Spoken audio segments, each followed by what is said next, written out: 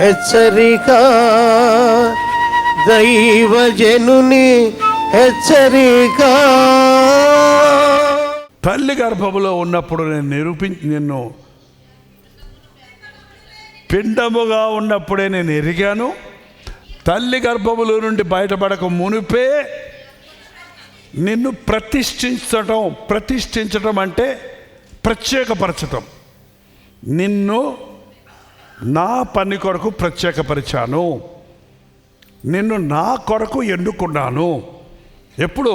తల్లి గర్భములో ఇంకా రూపము లేకముందే ప్రతిష్ఠించాడు, నియమించాడు, ప్రత్యేకపరిచాడు, ఏర్పాటు చేశాడు.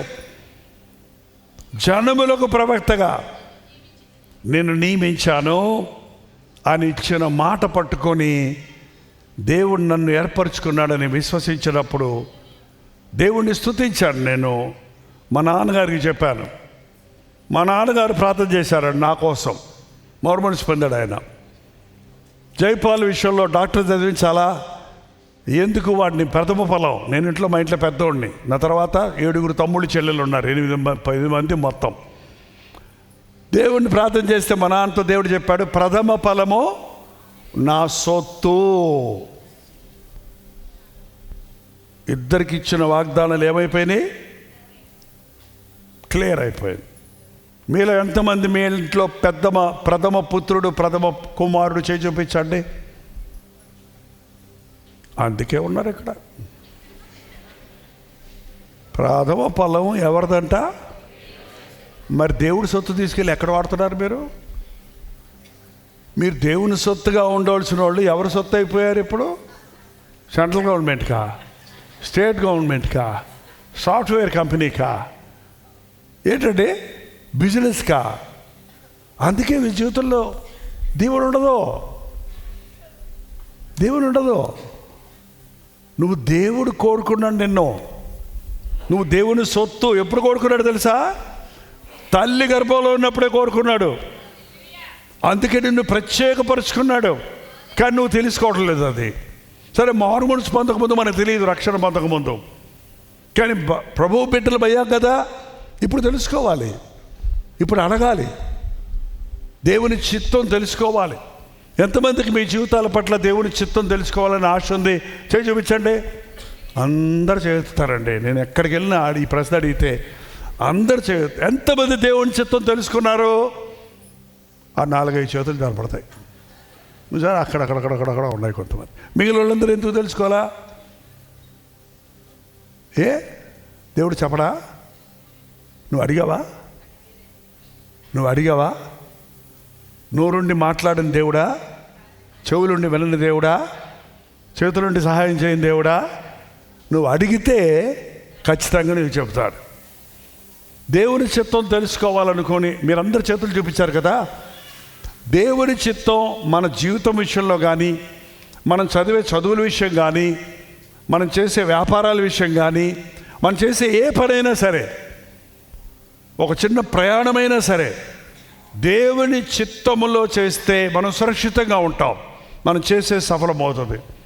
అది తెలుసుకోవాలంటే ఏం చేయాలి? నేను చెప్తే మీరు అది చేస్తారా? తెలుసుకుంటానన్నారు కదా. ఓకే, ఏం చేయాలి? ప్రార్థనలో ఏం చేయాలి? ప్రభువా, నన్ను ఇంజనీర్ అవ్వమంటావా? డాక్టర్ అవ్వమంటావా? సివిల్స్ ట్రై చేయమంటావా? ఎంఎస్సీ చదవమంటావా? అమెరికా పోయి చదవమంటావా? ఇండియాలో చదవమంటావా? నువ్వు చెప్పవు ప్రభువా, నువ్వేం చెప్తే అది చేస్తా. నువ్వే చెప్పావా? నేను ఆయన చెప్పేది ఏముంది నీకు? నువ్వు ఆల్రెడీ కొన్ని సెలక్షన్ చేసుకొని అందులో చెప్పమంటున్నావు. నువ్వు అసలు ఇవేవి కాదు, నా చిత్తం వేరంటాడు ఆయన. నువ్వు కాగితం మీద నీకు ఇష్టాలన్నీ రాసేసుకొని భవదీయుడను నీ చిత్తము చొప్పున జరుగునుగాక అంటే రబ్బర్ స్టాంప్ వేసే నువ్వు ఏమనాలి? ప్రభు ఓకే గ్రాంటెడ్ అనేసి వెళ్ళాలన్నమాట. మన ఇష్టాన్ని అందరూ అదే చేస్తున్నారు. ఇవాళ ప్రార్థన చేశారంటున్నారు. ప్రార్థన చేసినంతేంటి? నీ మనసులో ఉన్న ఆశలన్నీ ప్రార్థనలో పెడుతున్నావు. నీ ఆలోచనలన్నీ ప్రార్థనలో పెడుతున్నావు. నీకు అనుకూలంగా ఇష్టంగా ఉన్నాయన్నీ ప్రార్థనలో పెట్టి మళ్ళీ అందులో నీ చిత్తం ఏదంటున్నావు నువ్వు. అది కాదు దేవుని చిత్తం తెలుసుకోవటం. కొంతమంది ఏమో రెండే పెడతారు, అన్ని బెటర్లే. ఇండియాలో చదవమంటావా, అమెరికాలో చదవమంటావా? నువ్వేం చెప్తా చేస్తాను ప్రభా. ఇండియాలో చదవమంటావా, అమెరికాలో చదవమంటావా? ఆస్ట్రేలియా వద్దు ప్రభా, చెన్నైలో అస్సలు వద్దు ప్రభా, తమిళ వాళ్ళు మధ్య అని కొన్ని మనసులో అనుకుంటూ 2 ఏళ్ళు పట్టుకొని 1 ఏళ్ళు పట్టుకోమంటారు మన ఊర్లో అందరూ. ఓడి పట్టుకో, నేను అనుకుంటా హిందీ అంటారు.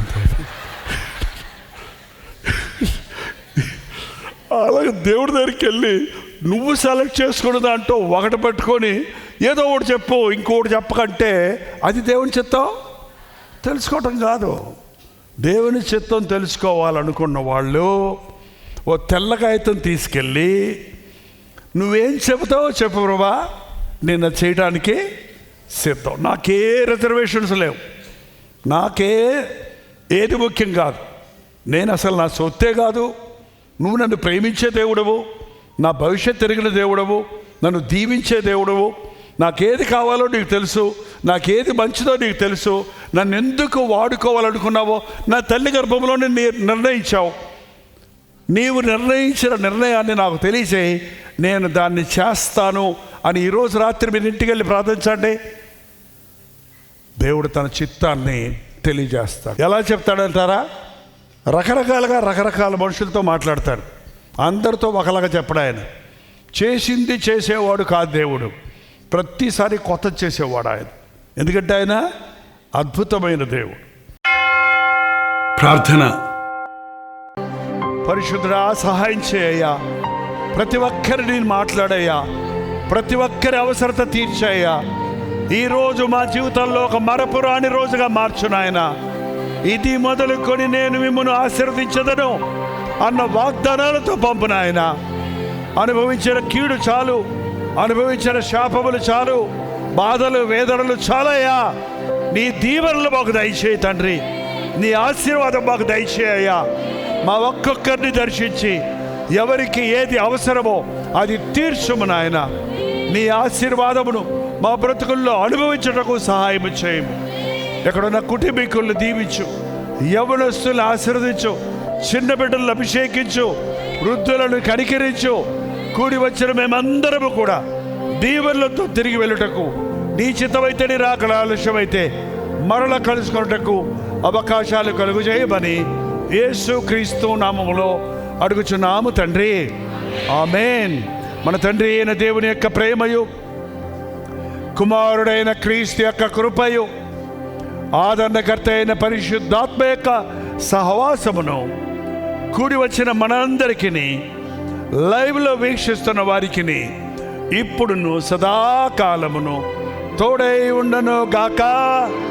ఆమేన్, ఆమేన్, ఆమేన్.